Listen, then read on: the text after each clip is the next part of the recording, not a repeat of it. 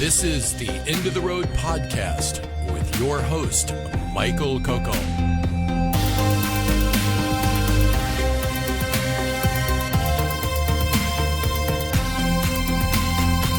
Exploring the horizons we never touch because we're already there.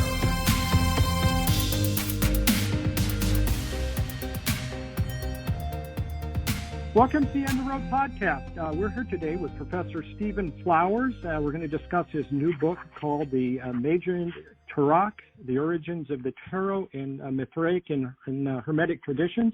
Welcome, Professor Flowers. Well, thank you for having me this evening. Well, I love this new book, and it really, resonates, I think, with a lot of the stuff going on currently in our age. About the new myths that are kind of arising in our society. And as you discuss in the book, a lot of those have really ancient origins. Yes. Mm-hmm. And what would you say, I guess, you kind of start off in your book at talking about postmodernism. And right. And what is about postmodernism do you think is aligned with some of the older tarot tradition? The term postmodernism I take literally, and as should have been defined. Now, I realize that term and the whole general tenor of that ideology, such as it has become, was hijacked by Marxists and other kinds of ideologies like that. I realize that. But the original idea was a criticism of the idea of the modern, and it just simply and clearly means that which comes after the modern. So that generally Western culture, the history of Western culture, is divided into the ancient, the medieval, the modern. And when modernism had its origins, people thought, well, this is the end of the ages. This is where we're going to figure it all out through reason and through rationality, beginning around 1500, the inception of the modern age. Now, the ancient period was very pluralistic. You couldn't say there was a single ancient ideology. Every tribe, every group of people had their own way of looking at things, and were certainly open to the idea that individual thinkers, writers, philosophers could, and oftentimes in many systems were encouraged in the effort to create whole cosmologies and other kinds of things which were genuine, original, very much in the here and now by that teacher, so that you saw and experienced the origins of these ideas from a teacher who was bringing them out. So that was typical of the mystery traditions of the of ancient times. In the medieval period, that is the closing of all of that through one single myth, which is the myth of faith of Christ, of grace of God, being the way in which all humanity would be saved, would be perfected by God as an active agent. Man becomes entirely passive in that process. And so this took Europe from the apex of civilization, the apex of achievement, with the Greeks, the Romans, whoever, to the absolute lowest type of material culture. The most failed part of the globe was Europe. When you're talking about, let's say, 1300 or something like that, most places in the world had superior material culture to Europe at that time because they had their intellects ruined through this myth of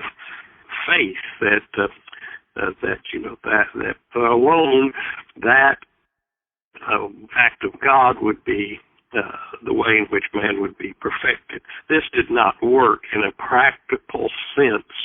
So that, for example, bringing into our particular topic of the Tarok and so forth, in the Renaissance in Italy, for example, beginning in the 1400s, people were looking at this, the Medicis, the Sforzas, etc., saying, we were the rulers of the world. We were the Romans. And now we are the dregs. The Muslims, all these people have superior culture to ours, science, technology, and all that sort of thing. And we invented it. What they are doing is translating our works of Greek and Roman philosophers and making use of them. So they said, let's make use of it again ourselves, and thus was born the Renaissance, the rebirth. The rebirth of what? The rebirth of the ancient way of doing things, skipping back over the Middle Ages, trying to erase them. Now, this process can be misunderstood very much when school teachers, such as myself, get a hold of it and pontificate as I've just done. What we must realize is that, for example, the Florentine Renaissance was a movement among the minds of no more than 80 men. It was not a widespread cultural phenomenon. It was almost like a cult. Now, those people were people like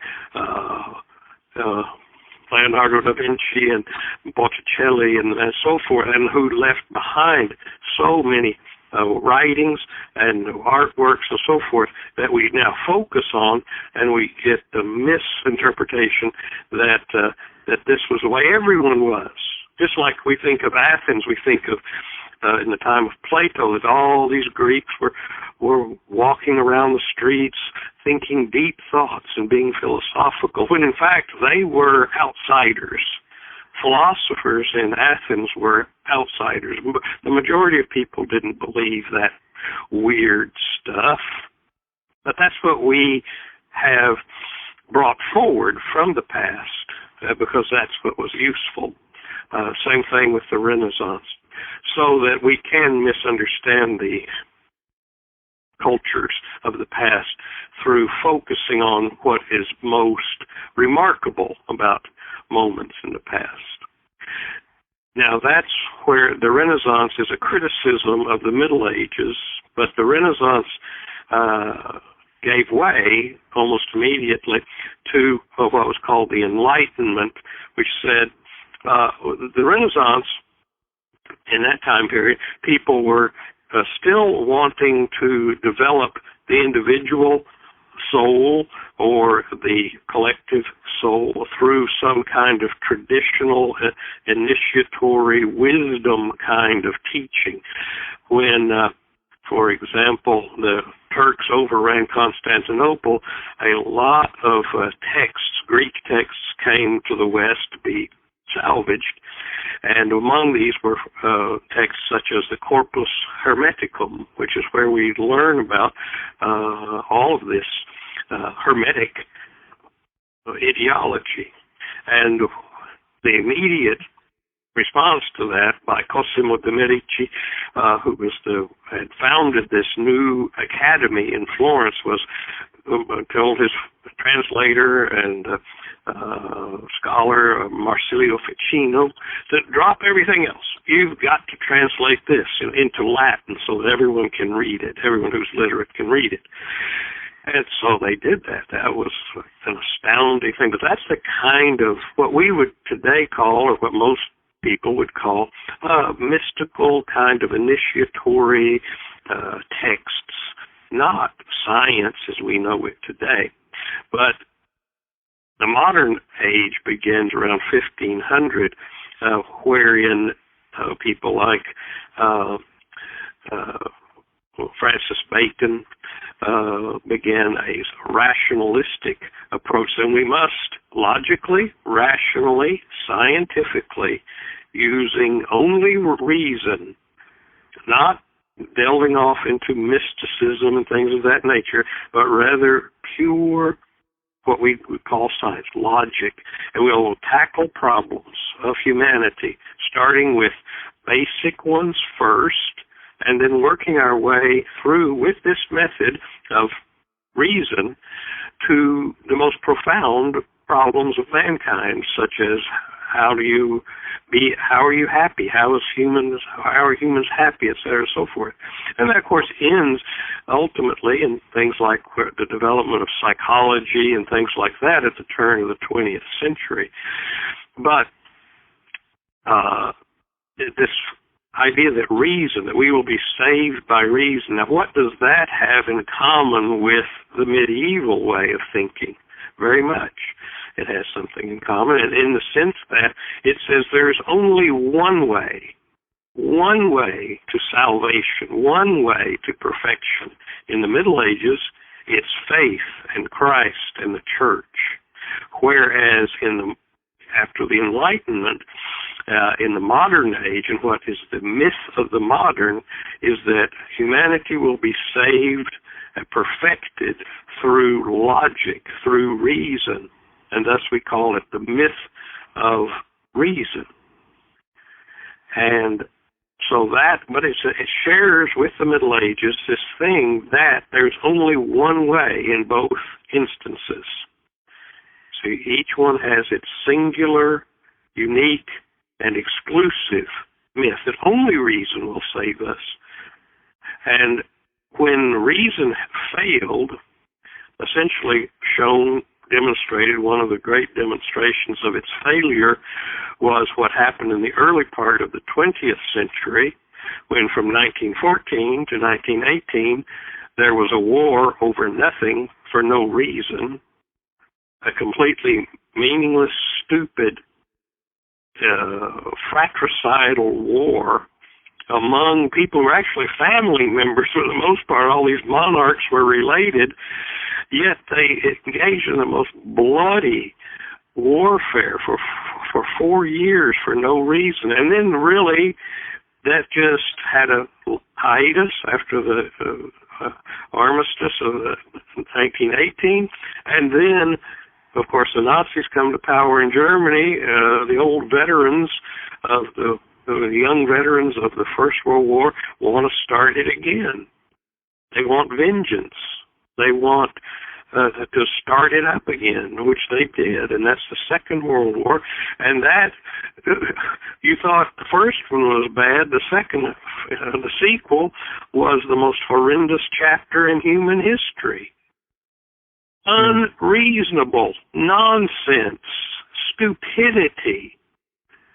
And Germany, being the country that's the most educated, most PhDs, most schooled, most literate, most Nobel Prizes, you name it, all of the badges that you would want to have on it of the modern world. They were the apex of the modern world, the most modern of all cultures in Europe.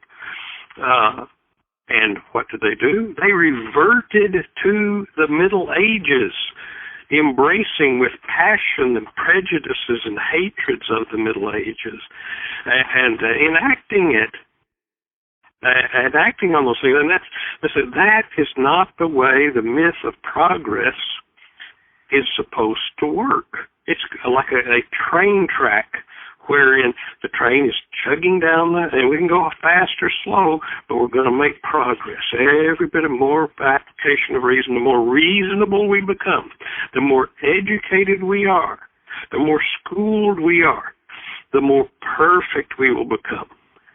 And there it is in the laboratory of history. Your poster child, Germany, reverted to the Middle Ages overnight.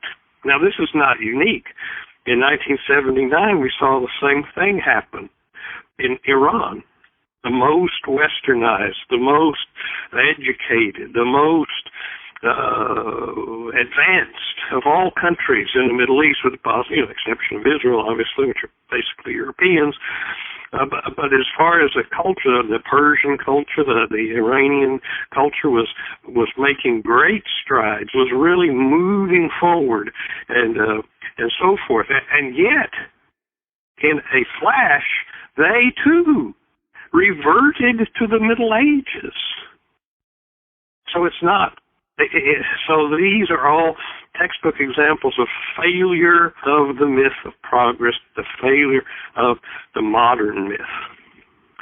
And saying that, well, maybe logic, reason, exclusively applied, is not the answer.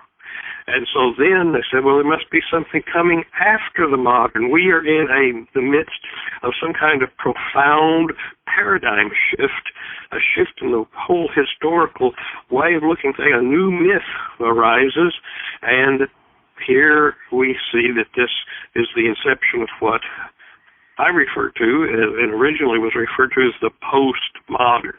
It will share and does share very much not does not look for a singular myth, but rather says we must return to a pluralistic myth of different people, different individuals, and so forth. And it may not work, but still it's trying to reflect the ancient way of many different ways, like a spectral analysis of meaning, rather than trying to go to a single myth.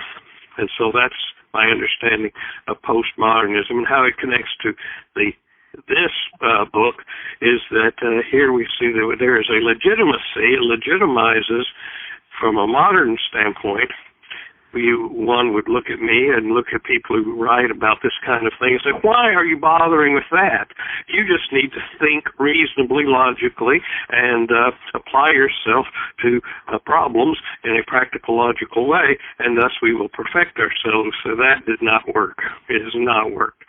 And so we will reach back to things that really worked better, so that we look at places and times like well, there's many of them, but let's just use the standard examples. Things like Greek philosophy, the Athens and the Socratic school of philosophy, or the Italian Renaissance, where we see these people really making enormous strides that everyone recognizes when they see it, that it is something remarkable. And and those things then become legitimate models for study, emulation, and reactivization in order to become better as individuals or as cultures. And how would you compare the myth of the postmodern, where you talked about the blending of the postmodern, with some of these early cultures of Persia and the Tarot, and how when you're reaching back to the Tarot, what are you reaching back for in terms of myth? Well, we're reaching back to systematic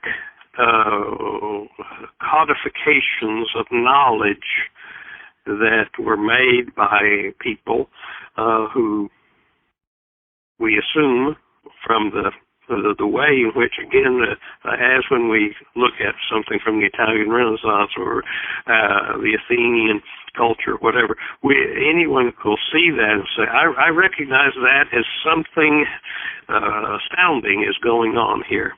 And the fact that the Tarot, for example, as a art form, tradition, whatever you want to call it, has such a compelling aspect to it for many people, that says there's something going on here that, again, is something worth looking into. Its fruits of its tradition seem to suggest that. So therefore, let's delve into it in a new way or in different ways. Let's see what we can find out about its deep past. Now, I am not a real scholar. I wouldn't call myself too much of a scholar of the Tarot and that sort of thing. I have to ascribe most of what is I took as a starting point for this book to a Swedish scholar who lived in the early part of the 20th century named Sigurd Agrell, who wrote a book on this topic. And he was a professor of philology, did runes and runic things and different things. But no book of his has ever been translated that I know of. But he into English, but he was an original thinker, somebody who thought out of the box, as people say, and he put some things together which anyone who's thinking about these various things, and what I tried to do, I included a lot of my own ideas about history that he didn't seem to know about.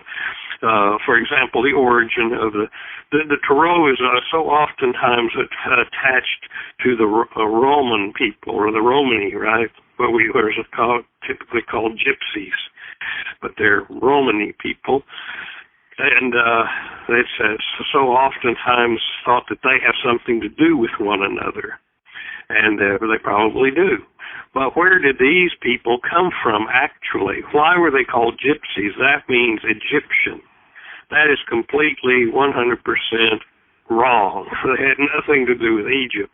It has to do with, that's a Christian prejudice, right, that the gypsies, the Romani people, were suspect and kind of demonized and ostracized in Europe when they got there in the late Middle Ages. And so they were thought to be kind of evil, bad, whatever. They were thought to badly of them. And so, and what places in the Bible, which is the source of these kind of peoples at the time, idea of history and ethnography, etc., they got it all out of the Bible. Well, what are some evil countries? There's plenty of them in the Bible, right, that are demonized. Things like Egypt, Babylon, Canaan, things like that, you know. And so there's, well, these people are from Egypt, these magic and weird, evil things that Egyptians do from the Old Testament. And so they called them with that pejorative term, they're Egyptians, gypsies. But they weren't that.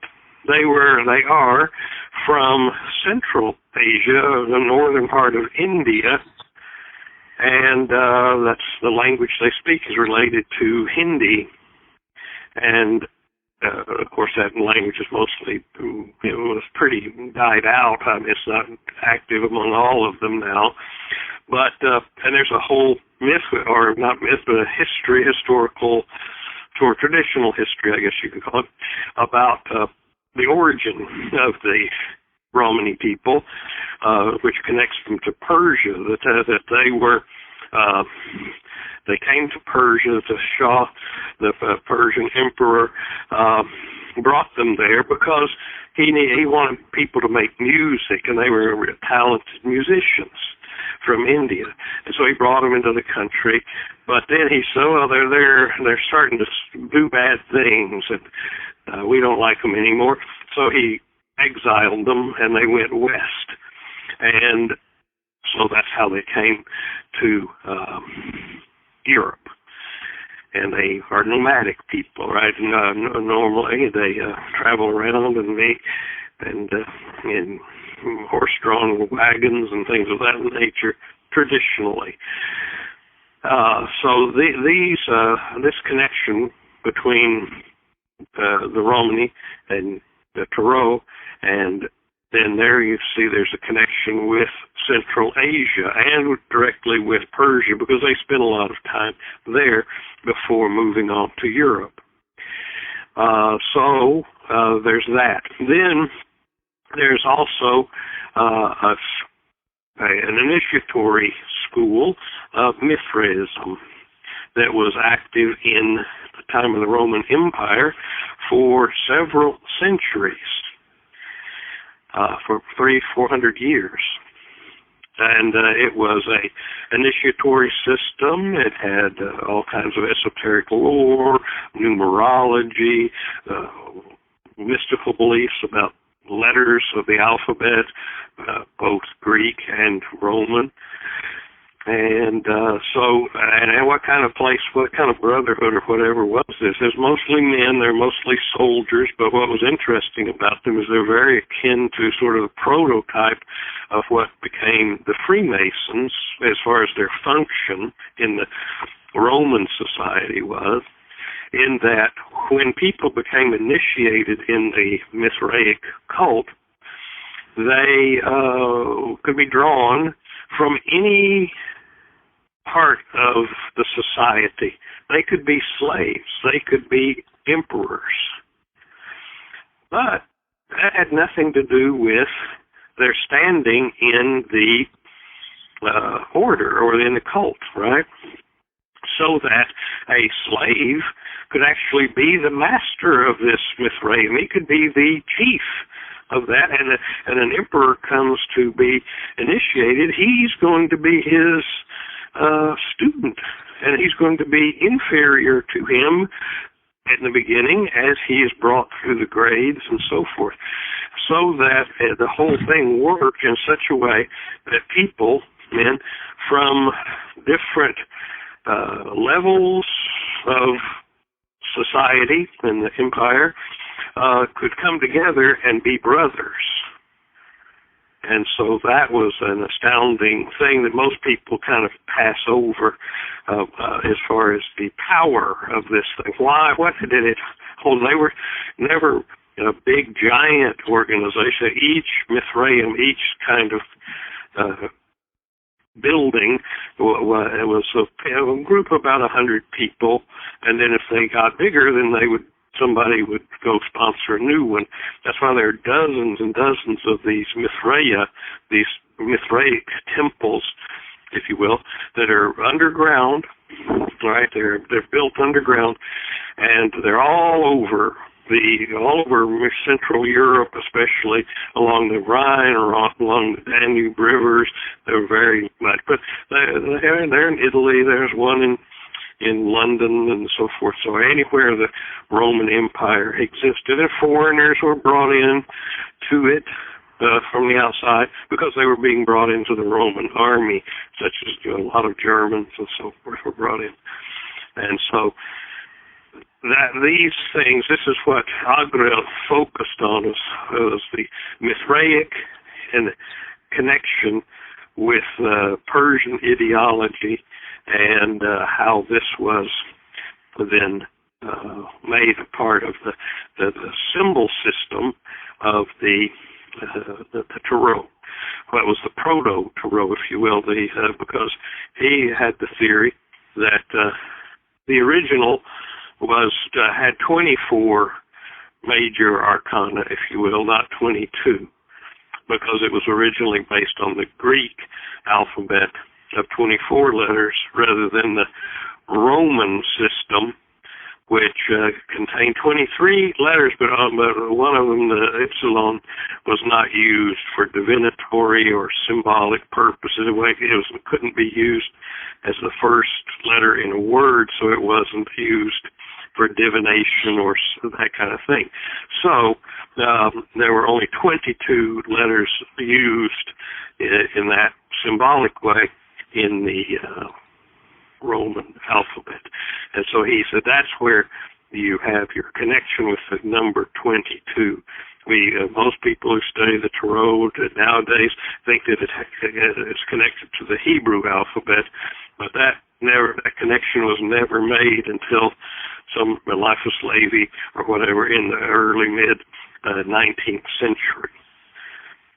So that if it goes back to archaic times, anything like approaching the antiquity that this book tries to explore, we would have to be looking at Greek and Roman symbol systems as an organizing principle. for ideas.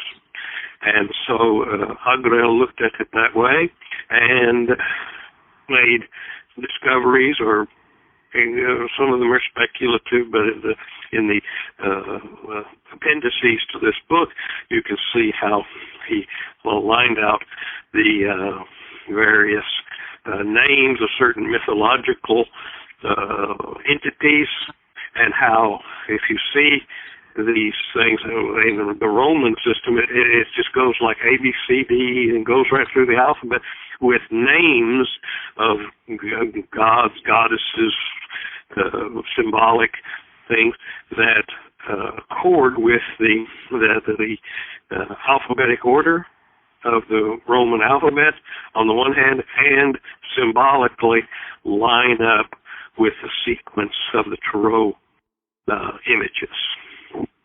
And Professor, what does that mean? Well, and this is one thing that we haven't touched on yet. You talked about the communicative aspects of the tarot as sort of like a meta language of the human consciousness. Maybe could you touch a little bit on that and why that aspect of the tarot might be of particular interest to people these days? Yeah, well, if it's whether it's invented by a school in ancient times, like most things are, they are invented by individuals who have great insight, and they hit upon something, and the proof of the power and validity, if you will, of their insight is the longevity and the way in which this system affects people who look at it and say that something is going on here. They might not know what it is, but they are impressed with the idea that there is something encoded here. And like when we talk about language, well, see, a lot of times people play fast and loose with that word and say, well, language, if it's a language, it should communicate quite precisely or have the capacity to do so. And so Agrell and his linkage of the images with actual letters of the alphabet make it so that there is actually a linguistic connection to these symbols. But what we would say is they would represent a certain ordering of archetypes which are ordered in such a way as to be meaningful in a person's own initiation or education. That is when they are drawn out into realizing their own potentials, that we need a meta-narrative, a myth, in order to affect this. Otherwise, we're left to our own devices, right? So that, for example, it would be like people having to reinvent the wheel, to use a cliche, every time. If we had no tradition, if we had no tradition handing down from people who knew to people who didn't know the information, then as a species, we were that way for a long time as a species. For hundreds of thousands of years, the human species made absolutely no progress, right? We were just out there with a stone.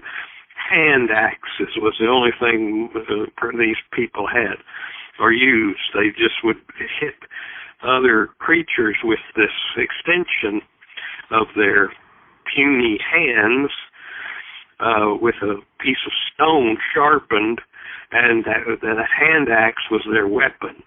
And for hundreds of thousands of years, that was humanity. That was the way humans survived. But kind of like, to use a popular cultural image, we see in the 2001 Space Odyssey, where there's like something comes or something happens that's a paradigm shift occurs wherein there is a connection with higher consciousness in some way or another. We don't know how that happened, but we know that it happened suddenly, and that from that time to this has been a very short period of time. So that we went from, as he points out, or Arthur C. Clarke points out, and they make this iconic image that from starting to use a bone as a club, an extension of ourselves artificially through the mind, that we have an idea, and then we have the capacity to enact that idea through a tool, and from that to a space station is really the blink of an eye, historically speaking, in geological terms. And so these systems of thought, such as the Tarot represents, such as the understood alphabets and writing represent, and that's why they're so imbued with mythic meanings, and the origins of writing and all that sort of thing are something that traditional peoples in ancient times revered, because it was through these agencies of symbols and the manipulation of symbols that incredible velocity of change was possible. And all of this, of course, occurred in in ancient times and within the ancient world. So, could you maybe talk about one of the symbols? You know, this is on your book, and you kind of go through a lot of the different major arcana. But like the Fool, you know, you talked about that. You talked about the significance of the bull and the dog, and you know, as the Fool was traditionally. What sort of, and you touched on this a little bit in the book, but about sort of the cosmological explanation for that sort of symbol or myth surrounding the Fool, or really any of the other symbols that are present. Right. Well, there's in Indo-European thinking, in the origins of the world, there was a cosmic man and a cosmic bovine, a cosmic cow or bull, and a cosmic man as the two primeval original symbols of life and of life, basically. That's where it starts. And that is found in all Indo-European systems. Now, these things are like languages, like you alluded to, in the sense that, well, we have different languages from tribe to tribe, from nation to nation, etc. But that they make use of, within certain families of languages, they make use of certain common paradigms of grammar, for example, and the way in which words work, and the categories of words, things like nouns and adjectives and adverbs and verbs and so forth, are categories of thinking that these languages share. And so myths are akin to language in that way, in that you could take these symbols, and they're not that anyone is sitting there consciously thinking about it, but it seems like that is what this group of people say. This is what's right or true. Some person, seeing an insightful person, would see this, and then the litmus test is, as we've alluded to several times here, is in how people respond to that myth. Somebody could throw out something, and the guys are sitting there going, that is a crock, that is silly, I'm going to beat you with bones now. You know, it's just like you are, that is meaningless nonsense, and I don't want to hear that story again. Then another guy comes up and tells a story, and I go, whoa, that is true. That is the truth. It makes sense, and it makes me be able to make sense of myself, my life, our society, everything makes more sense when I hear this story. And these are the stories, the myths that people want to hear, must hear, cannot live without. Our species cannot live without them. And they are, so myth, that's another word for a lie. Something that's completely untrue. That is completely incorrect. A myth is always true. It's true in a big, large sense. In the particulars of facts, these things may not have, quote, happened, end quote, but they are the springboard and the well out of which all happenings spring. If we see, for example, Mircea Eliade, one of the great mythographers, mythologists of the 20th century, was a Romanian. He told a story about, there was the story about a local. He was showing that myths are happening right now. Not just in ancient Greece or wherever, but they're happening here now in Romania. There was a story about a kid, a boy, who leapt, to his death from a precipice because of unrequited love, kind of a Romeo and Juliet story. And he fell, and they named this peak after this boy and all this kind of thing. People believed it, but in this case, it was so recent that they actually knew the name of this kid, right? And so they could actually go back and research, some scholars could, research this person about them. And it turns out that the kid did die, but he was run over by an ox cart. And didn't leap because of unrequited love at all. But that's a myth that people wanted to hear, and it told about other people before, but he just got his name attached to this persistent and perennial story. That makes sense to people and helps them make sense of their lives, because it says love, romantic love, and love between man and woman, etc., is so important and so much passion that people are willing to die for it. That's what Romeo and Juliet's about, and so forth. They were full of those kinds of stories. But people want to hear those stories. They will always want to hear those stories. They will never stop wanting to hear those stories. But our news casts, of course, are full of nothing but boy run over by ox cart. Right? Do you think that that's history? Which is nonsense, meaningless. A myth is a war on history in the sense of meaningless strings of events that don't help us make sense of ourselves or anything. They're just isolated, random events.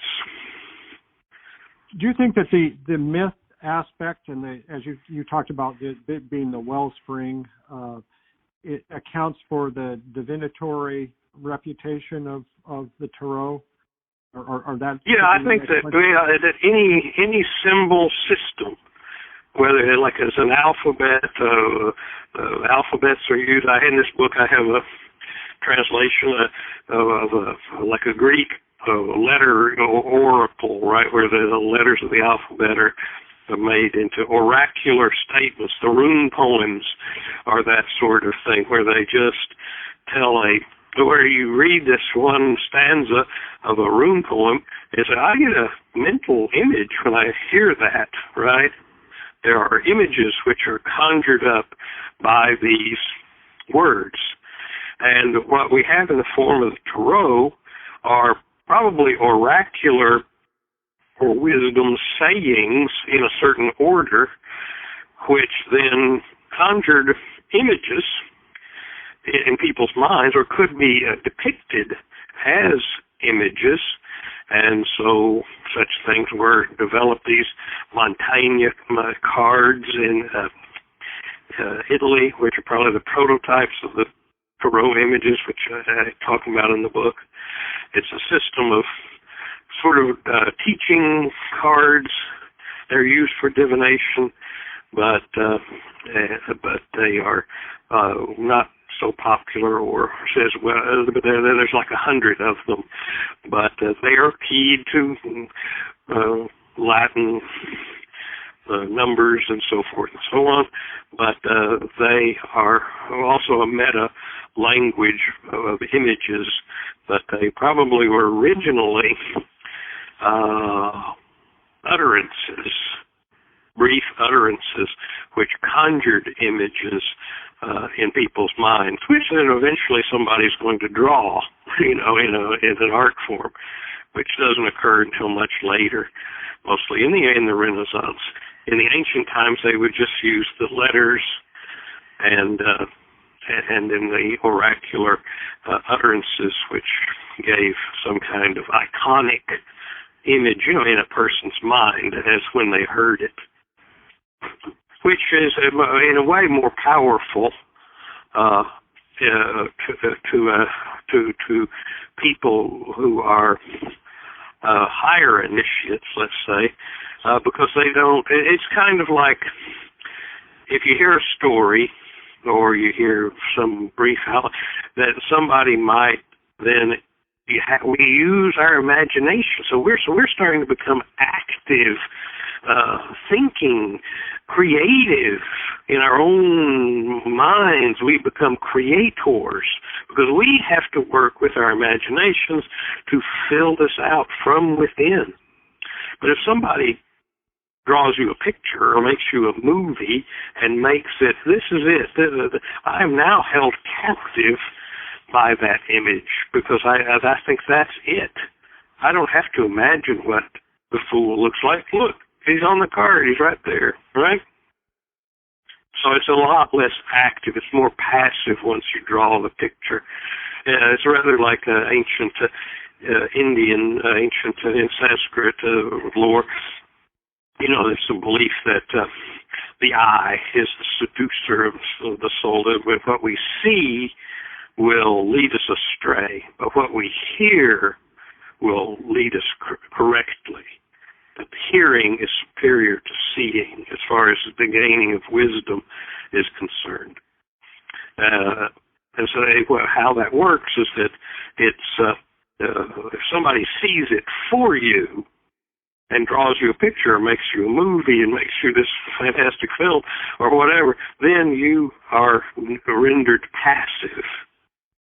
But if someone is just telling you, like listening to a story or a drama on the radio like they did in the 1940s and so forth, people had to they're sitting there making everybody, all 3 kids or 3 people sitting there listening to the radio show, they're all seeing different things because they're creating it. But it's along the lines of the story, but it's not precisely what anyone, and so in that sense, it has that postmodern power, or ancient and hence postmodern, in the sense that it allows the individual mind to be potent and active. So. Exactly. Well, and speaking of planning and making a visual image, you talked a little while ago about 2001: Space Odyssey and the ape scene. Now, unless I'm wrong, they're playing Strauss there, correct? Yeah. And the song was, isn't it, Thus Sprak Zarathustra? Which I think is right. really interesting because you talk about Zarathustra, in your book as one of the originators of this. And then I noticed on your website, going forward that you seemed that's going to be an interest of yours in the future and sort of your academic. Yeah, it's of interest of mine. I've written 3 books on there. One Intertraditionals put out called Original Magic, and then there's another one called The Good Religion, and another one called The Mazdan Way. And those books outline my thoughts on the subject, a kind of a Zoroastrianism for the West.